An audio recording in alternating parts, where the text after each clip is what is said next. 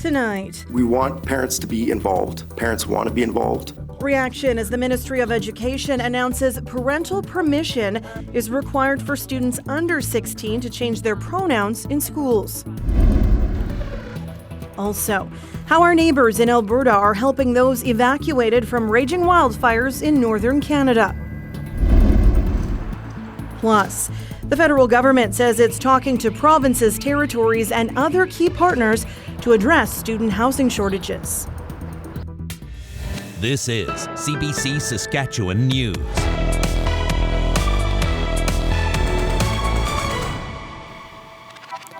It is Tuesday, August 22nd, and the CBC Saskatchewan News starts right now. Good evening and thank you for watching. Saskatchewan's Education Minister has announced new policies for the upcoming school year. Dustin Duncan says children under 16 will now need parental permission to use their preferred name and pronouns with teachers in class. The Saskatchewan Teachers Federation is calling this new policy a massive overreach. And as Adam Hunter reports, critics say the new policy will put vulnerable children in danger. Saskatchewan schools have new rules when it comes to how children are addressed. Minister of Education Dustin Duncan says students under 16 will need a permission form signed by their parents if they want to use a different name or pronoun. He says this will standardize policies across divisions. He also says parents lobbied for the change. My view is the default position can't be, how do we keep this from the kids' parents? The default position needs to be, how do we provide that student with the support so that they are comfortable with their parents knowing a decision that they want to make. In June, New Brunswick Premier Blaine Higgs received backlash from members of his cabinet and caucus over the government's school gender identity policy. And just last week, New Brunswick's child and youth advocates said those changes violate the Provincial Human Rights Act, the Education Act, and children's charter rights. Today, the Canadian Centre for Civil Liberties says it will take legal measures necessary to protect the rights of students in Saskatchewan. Still, Duncan says he's not worried about a court challenge. He also says they will support vulnerable students. We want parents to be involved. Parents want to be involved. More involvement, not less involvement. There will be provisions in place in the event that a child believes that they are at risk of harm in the event that their parents know. So there will be provisions in place, like there already are in other instances in schools, that will provide that support. Duncan also announced another change. He says outside groups will no longer be permitted to give presentations about sex education. Parents will also be able to opt out of having their children learn about human sexuality based on their personal beliefs. The opposition is blasting the policies. NDP leader Carla Beck says the government is responding to issues raised by the Saskatchewan United Party, who finished second to the Saskatchewan Party in the recent Lumsden-Morse by-election. What I see here is deeply cynical, divisive, and policy that very clearly is designed to address a political problem that the minister and the government has, and will do not only nothing to improve the learning situation for kids, it actually puts kids who are already vulnerable at greater risk. And I think that is inexcusable. An advocate for trans and gender diverse youth agrees. I think it's so many steps backwards. I think this is pandering on the Saskatchewan government. They are pandering to the far right, and they are not concerned at all. This shows no concern for the physical safety and mental health well-being of children and youth of this province. Forsberg says she's terrified for children who do not have a supportive home. She believes the policy will cause an uproar. Saskatchewan's advocate for children and youth says she is deeply troubled by the impact the policy will have on children's rights. She says she's planning to review the policy. Adam Hunter, CBC News, Regina. For more on this, we've reached out to child psychiatrist Dr. Tamara Hinz in Saskatoon. Thanks for being here. You're welcome. Thanks for having me. What was your initial reaction to the announcement? I was very surprised and very disappointed. I think everybody in the province likely was caught quite off guard by this. Certainly, there was no consultation or anything that I was aware of. So the first inkling I got of this was when I read the story in the paper. about this announcement. So when you say that you were caught off guard, which part of it was the most, I guess, shocking to you? Yeah, I found the whole announcement was quite troubling, but the part that I I was most concerned about was sort of tucked away at the bottom of the announcement, where it stated that children and youth under the age of 16 would not be able to use names or pronouns as preferred by them at school unless they received parental permission to do so. Why is that problematic? I'd like to think that for the vast majority of children and families, it's not going to cause an issue at all. But we do know, and particularly this is the case for children who are trans, that home may not be a psychologically or physically safe place for them. I have many patients who request that I use particular sets of names and pronouns with them when we're meeting alone than I should use in front of their parents or caregivers, because it hasn't felt safe to come out that way to them yet. And similarly in school situations. And I'm really quite concerned that children are going to be forcibly outed by this legislation, and that this will really be psychologically harmful. In your professional opinion, how common or uncommon is it for parents to not know if their child is struggling with their gender identity?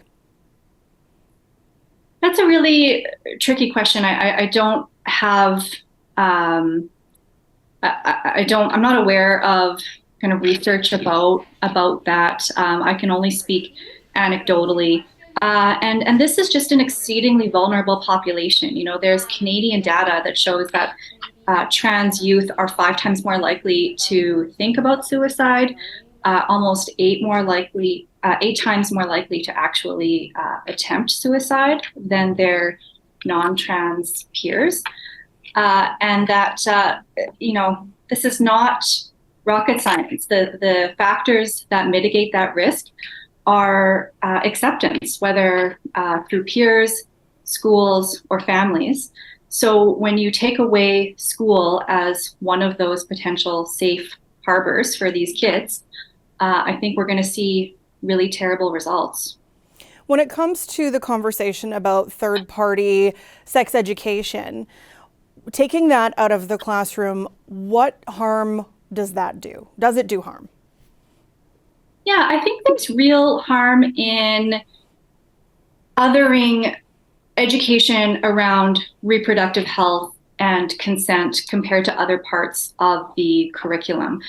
There are lots of studies that show strong correlations between lack of sex education or poor quality sex education and rates of sexually transmitted infections and unwanted or teen pregnancies. And particularly in a province like Saskatchewan that already is grappling with extremely high rates of things like HIV and syphilis, it's just really astonishing to me that we would be taking a step back in that kind of really important education. As someone who works with kids and young people, what would you like to see happen? I'd really like to see our government listen to the experts in these fields. I think we're provinces out east that kind of flirted with this, and experts in every jurisdiction, whether it comes from offices of children's advocates or mental health experts, sexual health experts. These are the people who should be informing policy around these really important topics. And I would just ask that our government listen to those experts. Thank you so much for your time. You're very welcome. Dr. Tamara Hinz is a child psychiatrist in Saskatoon. Saskatoon City Council is still trying to cut away at the more than $44 million funding gap. It expects to shave millions more in special budget meetings before the last meeting in November. Former Mayor Don Acheson spoke with CBC and says the problem isn't revenue, rather spending. He says he pays attention to council and that there's an issue with how it prioritizes its spending. Acheson disagrees with Saskatoon's current green policies. He criticized Saskatoon's Recovery Park landfill expansion, meant to help the city's poor waste diversion, as a money pit. Why don't we do things that will actually improve the value of homes and communities overall in the city of Saskatoon by setting a goal, for example, of planting 1 million trees over a certain number of years. Things that will take the carbon dioxide out of the air and beautify our neighborhoods at the same time and increase the values of homes for everyone. I think those are things that we can look at, things that aren't going to cost us an arm and a leg to do. Acheson was mayor of Saskatoon for 13 years before losing the job to current mayor Charlie Clark in 2016. He also ran against him again in 2020 and suggested to CBC that he may take another run at the role in the next election. A shooting in the West Edmonton Mall last night just before 8 o'clock sent 3 people to hospital. This is video taken inside the mall as the mall went into lockdown. That lockdown is now over. Mall staff and shoppers were ushered into stores until it was safe to leave. All 3 shooting victims are male, taken to hospital with serious injuries but aren't life-threatening. Police believe it was a targeted shooting and an investigation's underway.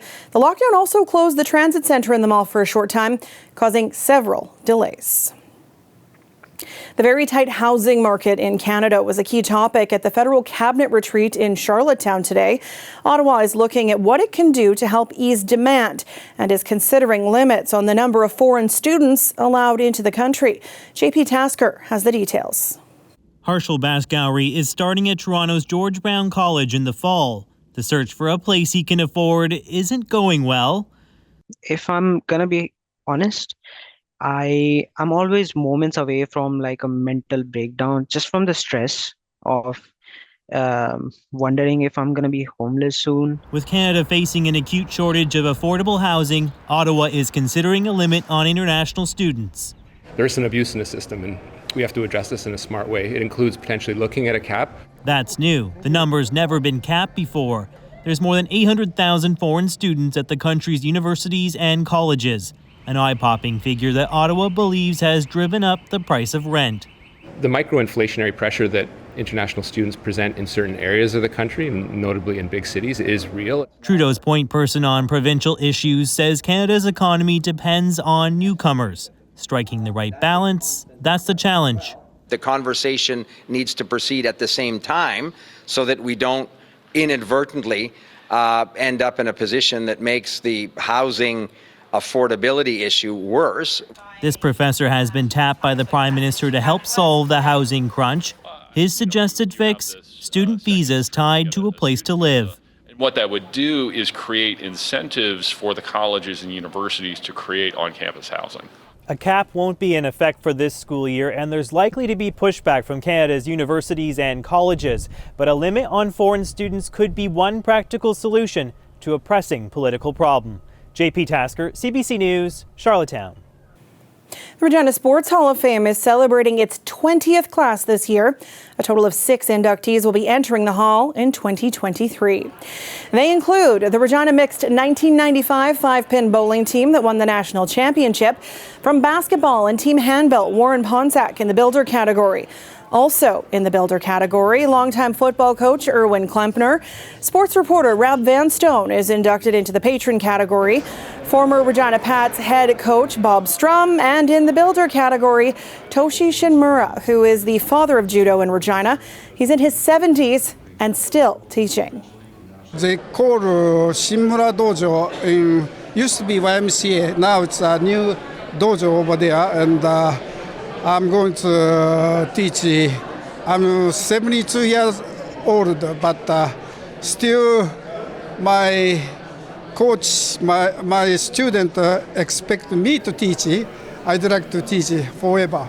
The 20th induction ceremony is set for Thursday, October 5th at the Connexus Art Center. Well, a bit of a dreary start to the day in Saskatoon with lots of drizzle and a few puddles. The overcast skies stuck around for most of the day, and in Regina, much of the same for most of the day. So, what's to come for the rest of the week? Ethan will be back with his full forecast after the break. Stay with us.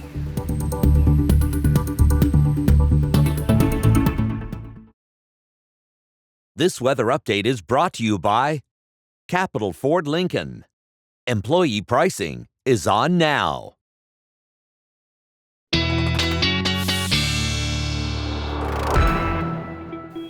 Welcome back. Our weather specialist, Ethan Williams, joins me now. The humidity. I mean, I'm glad we got the rain, but oh my goodness. Yeah, it's been sticky, nonetheless, is the term I like to use to describe it. And that really sticky air mass definitely has been the case the past couple of days. And especially in these past 24 hours, we've gotten quite a bit of rainfall. These totals from 7 a.m. yesterday to 7 a.m. this morning. Lucky Lake, over 50 millimeters of rain in that span. Wynyard and Watrous around 35 to 40. Even Saskatoon picking up a good 13 or so. Regina, as expected, we didn't really get a whole lot, probably only about 3.5 millimeters. But in Lucky Lake, where you got that 52 millimeters in the last 24 hours, that is more than what you received in the month of June and July combined, your two rainiest months. And it is already over what you usually get in an average August as well. So definitely lots of moisture from that system, which of course is the remnants of post-tropical storm Hillary. And that continues to work its way through our province now with these bands of showers in portions of west central Saskatchewan and through the northern grain belt. Still cloud cover there. Southern Saskatchewan, we are beginning to see some breaks of sun, and where we are getting the sun, boy, temperatures are really getting up there. 30 degrees, still over that in Cornack right now, but look at the sharp drop off. Regina just sitting at 20, and even cooler northward where the cloud cover and the rain is through there, only around 15 degrees. And for southern Saskatchewan, we were supposed to get up to around 30 this afternoon, but we way undershot that in places like Regina and Moose Jaw, where we only got to around 20 degrees this afternoon. Similar picture in southeastern Saskatchewan as well. Now, showers continue in east central Saskatchewan tonight. Fog likely with this kind of maritime climate that we've been seeing through the day. Showers and thunderstorms possible through the night and tomorrow in southeastern Saskatchewan. A couple could become severe before we see clearing in southern Saskatchewan. But another system, again, kind of the last remnants of Hillary, beginning to move through into the northern grain belt and central sections on Thursday. And these rainfall amounts going to be largely dependent on where we get thunderstorms in southern Saskatchewan overnight tonight. But through Thursday, again, we could see a good 10 to 20 millimeters in the northern grain belt in portions of the Churchill region as that system continues to work through. Now, for Regina, as we get clearing through the day tomorrow, there is the possibility of a few thunderstorms firing up. Our temperatures will be into the mid-20s if we can get there, but feeling over 30 with that humidity once again. Breezy on Thursday as high pressure starts to take over, and then you can see we really begin to clear out as we head through the weekend. And into next week, temperatures could be getting over 30 degrees once again. Saskatoon, it'll take a couple days for us here to start to clear out. A cooler couple of days, and then Friday, Saturday, that high pressure reaches you and the temperatures start to bump up as well. Those overnight lows starting to increase as well. So summer, Sam, even though we're getting to the end of August, definitely not over yet. Hey, I remember last year, warmest days of the year were in September. Yeah. Could happen again. All right, thanks, Ethan. You bet. A zoo in Tennessee has a very odd-looking newborn. Quite easy to spot because, well, she's the only giraffe without spots. The baby giraffe is less than a month old and doesn't have a name yet. The lack of spots is remarkably rare for these tall, graceful creatures. The patterns help a giraffe blend in the African wilderness. According to researchers, the last giraffe without spots was born in Tokyo in 1972. I think it's pretty cute. We'll be back after the break.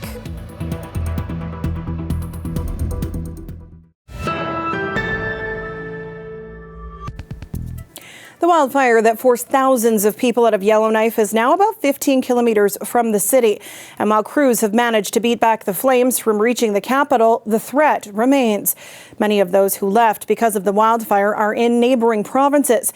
Madeline Cummings has a look at how Albertans are helping. Thousands of wildfire evacuees from the Northwest Territories have temporarily settled in Alberta, and though food and shelter is available, expenses and needs are piling up. So volunteers are springing into action to fill the gaps. In the city of Leduc, just south of Edmonton, 4 women have been gathering and distributing donations since Saturday. Dozens of people have asked them for help on social media. It's pretty emotional for a lot of people, for sure.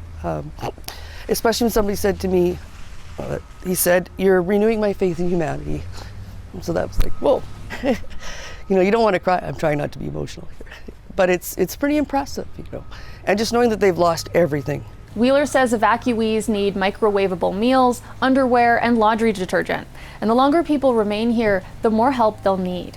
In Yellowknife, rain has helped firefighters manage the wildfire near the city. But the situation is more dire in the south, with fires threatening the communities of Hay River and Fort Smith. Today is going to be a really challenging day for these fires. We've got winds with a southerly component in Fort Smith, and we've got temperatures that are supposed to reach up to 27 degrees in the area, and that could push the fire towards the community. Back in Leduc, Wheeler and her daughter have set up supplies for evacuees staying at a local campground. Another volunteer has been visiting hotels. With no timeline for evacuees to return home, volunteers expect they'll be busy over the days to come. Madeline Cummings, CBC News, Leduc, Alberta. The wildfire conditions in BC are improving and officials are beginning to assess the damage. Latest estimates suggest about 200 structures were destroyed or damaged between West Kelowna, the Northwest Side region, and Lake Country. Premier David Eby is visiting some of the fire-scorched areas today. It is a remarkable thing to see both the strength of people here and the resilience, and also to know how much road is still ahead to recover from what is still an ongoing emergency in this area. The Premier and other provincial and federal officials surveyed some of the damage from the air as they flew from Vancouver to Kamloops. Their first meetings were with Indigenous leaders and evacuees at an emergency centre. Highway closures, though, remain in place throughout the province because of wildfires, including south of Lytton, due to the Kukipi Creek wildfire. Staying in British Columbia, at least 3 people have been injured after an explosion rocked downtown Prince George this morning. The cause of the explosion is currently unknown. Many people with injuries have been already taken to hospital.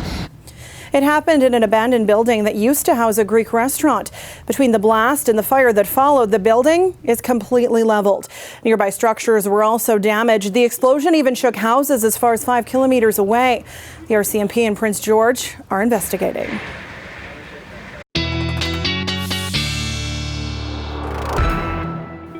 And Ethan is back with one last look at your weather. And a bit showery tomorrow in Regina. Looking at warm morning, though, 17 degrees. Light rain and also light are winds from the southeast, barely going at all. And then as we get to the afternoon, cloud cover likely still, at least for the first part of the afternoon. There is a chance that we could see some thunderstorms in the afternoon, though.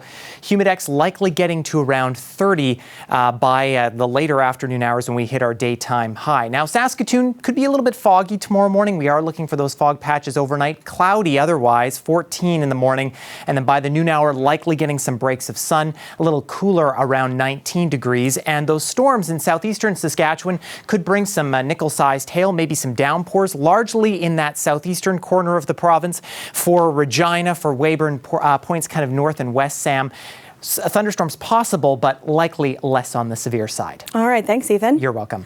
And that is it for us tonight. For news anytime, you can head to cbc.ca/sask, subscribe to the CBC Saskatchewan YouTube channel, or download the CBC News app. Ethan and I will be back with more local news and weather tonight at 11. Thanks for watching and have a great night.